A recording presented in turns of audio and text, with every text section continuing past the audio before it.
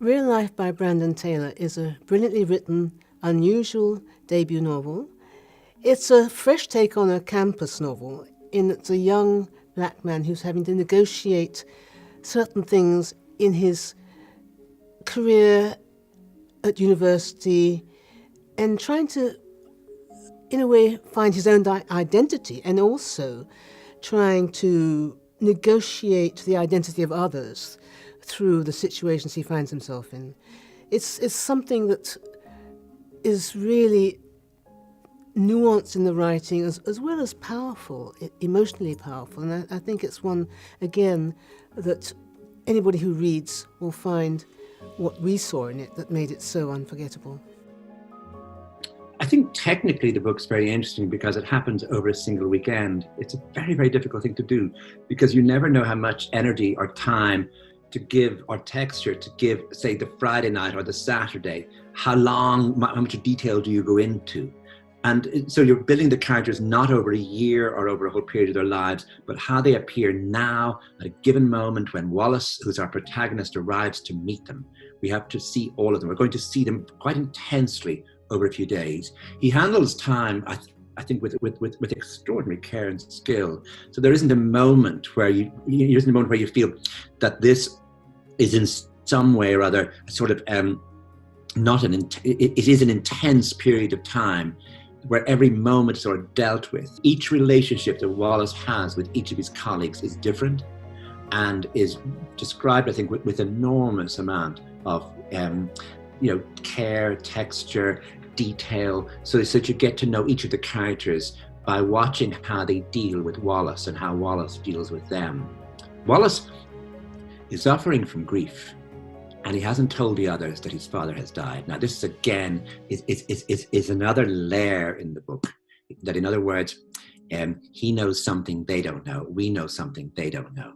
Withholding this from them is one way of showing how worried he is about them, how distant he is from them. He's a colleague of theirs. He is working in a postgraduate part of a university where they're all scientists and they're all biologists and they're all in the laboratory all the time. They all have experiments going on. Now, I should say these experiments are dealt with in the book in considerable detail, so that you really feel these people are young scientists. And the work each one is doing can go right or can go wrong. They can meet each other in the laboratory under these strange circumstances, as well as socially in a bar, as well as over dinner. You get them in a more intense way where they're under the scrutiny of their supervisors in this place. This is really credible. I was going to say it's incredibly credible, but it's not. It's credible and it's dramatic because they actually have somewhere to go other than bars, restaurants, each other's houses, each other's beds, that they actually have a central place to meet.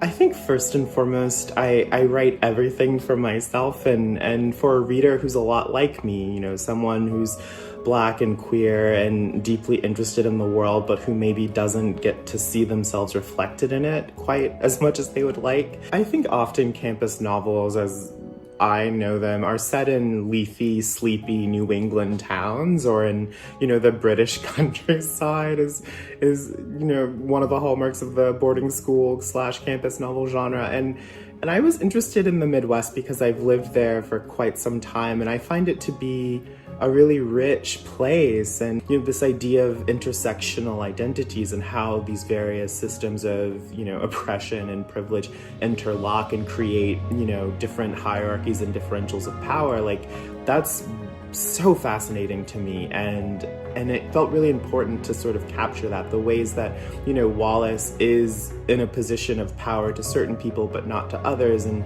how that is so context dependent. Like, that's just a dynamic, interesting thing for me as an artist to try to capture. The other thing, of course, is that Wallace is African American. Now, I think this is what some people will come to the book for, which is to read an account of a sort of racism that's not open or loud or in any way mean. It's just daily. It's just almost every second that he's with the other people. Wallace is aware of the distances between them and of a sort of low-grade racism that adds up to quite a lot as the book proceeds. He's also homosexual, so that this also adds an intensity to the book. In other words, there's a wonderful moment.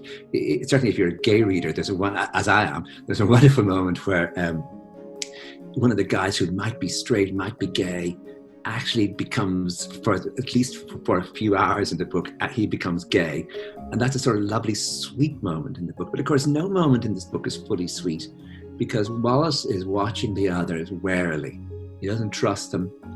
But at the same time, they're all friends. I think it's a good book about frenemy, which is a word I heard recently, meaning a friend who's also a sort of enemy. Well, this book is very good on that sort of low-grade racism, low-grade competition between people in the same laboratory.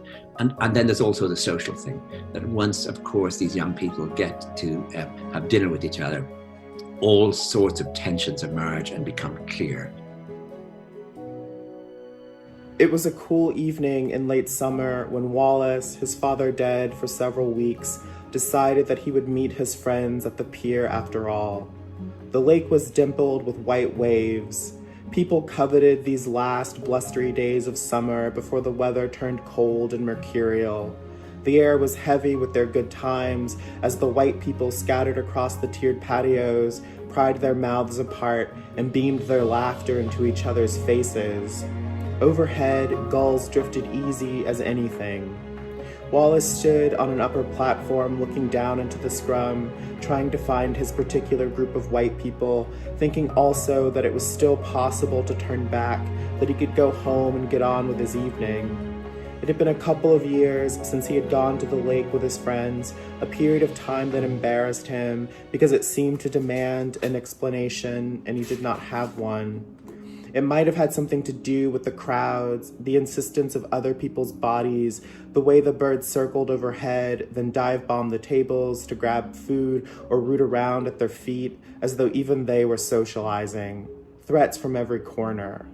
There was also the matter of the noise, the desperate braying of everyone talking over everyone else, the bad music, the children and dogs, the radios from the frats down the lakeshore, the car stereos in the streets, the shouting mass of hundreds of lives disagreeing.